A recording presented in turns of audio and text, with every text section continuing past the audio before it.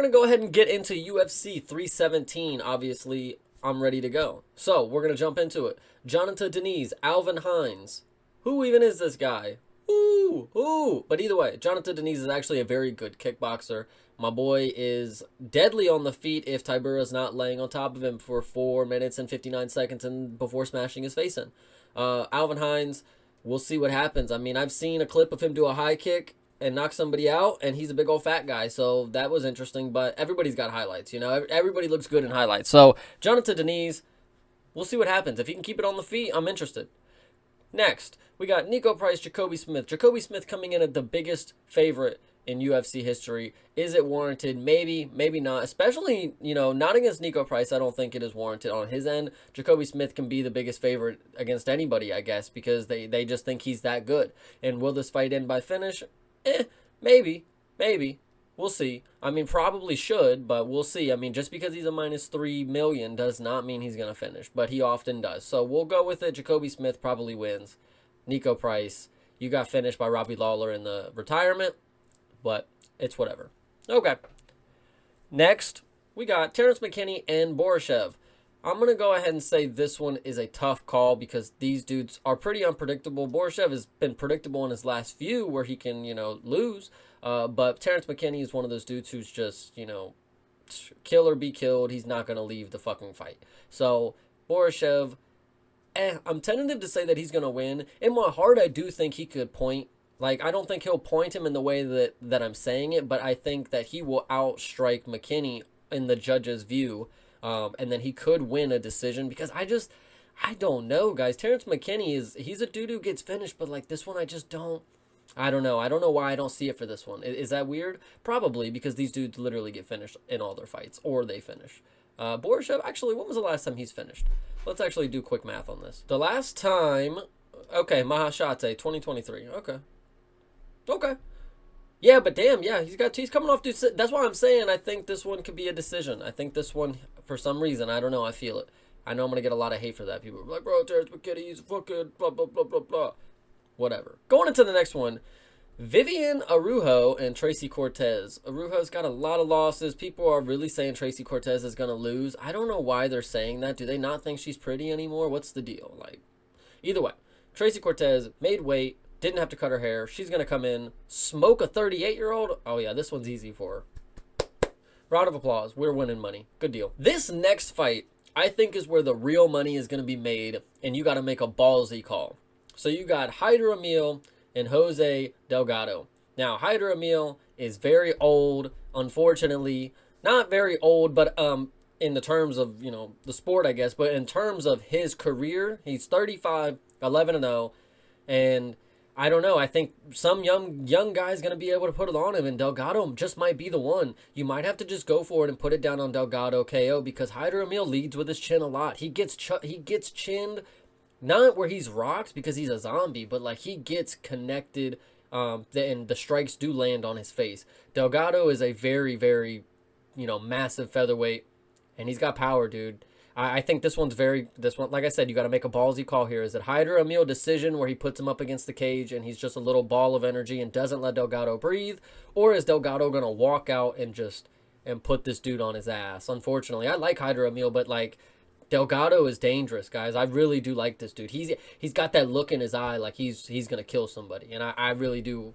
I really appreciate this matchup. This is dangerous. Shout out to Hyder Emil for taking this Delgado. This is also a pretty big jump, so we'll see what happens. To end the prelims, we got Jack Hermanson, Gregory Rodriguez, Mr. RoboCop versus, if you guys didn't know, I want to make this point on video. I thought Jack Hermanson was an Aussie. I still see it. I don't know when he became a Norwegian guy, but I just would like to point you guys out that I'm very dumb. But I do think that he may be able to pull out a dub. Now that I brought that up, I think he will be able to bring out that, you know, that Aussie spirit, guys. I really think he's got this. I really do believe that Mr. Jack Hermanson will be able to bring in some good stuff. RoboCop, no, I don't know, man. That dude's huge. We got to remember how massive that dude is. Like, he's fucking ridiculous. So I don't know. He might finish Jack Hermanson. I mean, he's kind of old, dude. I don't know. RoboCop is just he is kind of a destroyer, and I thought he would get through Jared too, but he almost did. Jared's just a fucking Chad. So this one, we'll have to see. If Jack Hermanson proved to me that you can do what you did to Joe Pyfer again. I mean, Joe Pyfer kind of sucks, and we know that now, but Gregory Rodriguez is a formidable opponent. Like, this is not a slouch. He'll go down, but, dude, you have to fucking murder this dude. Like, that elbow that Jared hit him with, holy shit. Either way, this one's tough call. This one's really tough call. I'm going to go ahead and take Mr. Gregory Rodriguez. Starting the main card, we got Peyton Talbot, Felipe Lima. I think Felipe Lima, when this name was called, I think this is a very dangerous opponent, right? Because Peyton Talbot obviously is coming off of a maybe fluke kind of performance. We don't know yet, but Felipe Lima is one of these dudes that is, I feel, dangerous. He puts on good performances too, is the thing. And yeah, he's somebody that can go to decision, and maybe he'll be able to win by decision against Peyton Talbot. If that's what Vegas is thinking, maybe, because I don't think Lima's going to be able to finish Talbot. Talbot might be able to get a puncher's chance on Lima, though. So that's what I think will be interesting. Obviously, they're doubting him, and I think plus money on Peyton Talbot, you don't want to miss that. That'll be the last time in his career, so just make sure you pick wisely on this one. Beneil Dariush, Renato Moicano.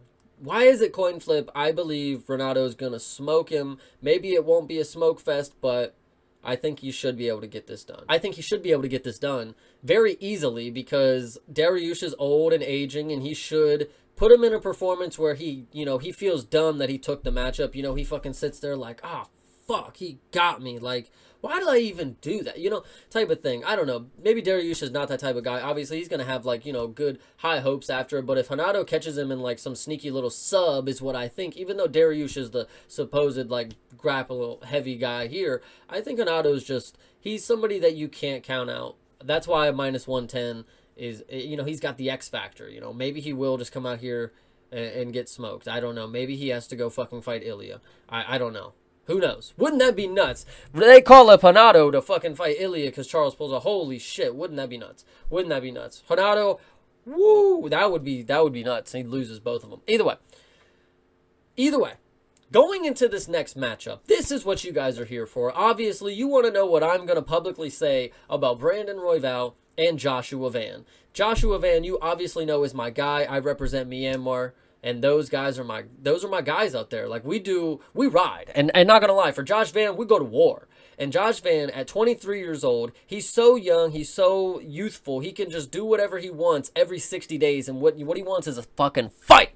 And this guy is a fucking Chad, and I think he's going to go ahead and put Brandon Royval, not on his ass. Like, it's not going to be a beatdown, but I do think he will go ahead and take the judge's nod in the striking, because it will be close. This will be a very close matchup. I'm not going to say anything bad about Brandon Royval. I mean, I could say plenty of things about other opponents in the flyweight division that Josh Van would face, but Brandon Royval is not one of those guys. Like, this dude has earned the respect, and I think this will just be a great matchup for him to end his flyweight career. He says he wants to go up to bantamweight.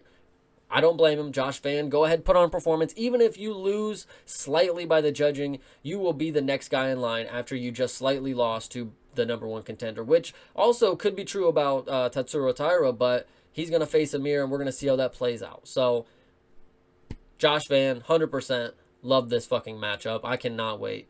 Put your money on Josh Van. Everybody, I'm with it. Either way, next fight. Pantoja, KKF, we got a fucking, I don't know if this one's going to be a banger, to be honest. I think Pantoja, he's the type of dude that has the game plan to beat a lot of different people, and we've seen him pull out, different styles to match different opponents. And I don't think this will be any different. I mean, Kai Asakura did some very good things on the feet, but Pantoja was able to weather the storm and eventually just maul him. And that's exactly what I think will happen with KKF. The grappling is just not going to be anything of the level of Pantoja. City Kickboxing is not going to be the ones that lead KKF to a title, and I don't think it's going to be now. But I could be wrong. He's not obviously going to switch camps or anything, but I just don't think they're going to bring the level of grappling that is going to match Pantoja. Pantoja is going to come out here and do what he does. Maul, maybe submission, maybe a TKO if he wants it. I don't know. He's going to do something good, though, and he's going to keep it rolling at flyweight because he wants to fight Josh Van next. So, going into the main event, we got Ilia Topuria, we got Charles Oliveira competing for the lightweight vacant title. And this one is going to be crazy. I really don't even have too many opinions about it because it's a scary matchup because Ilya is obviously a fucking devastator.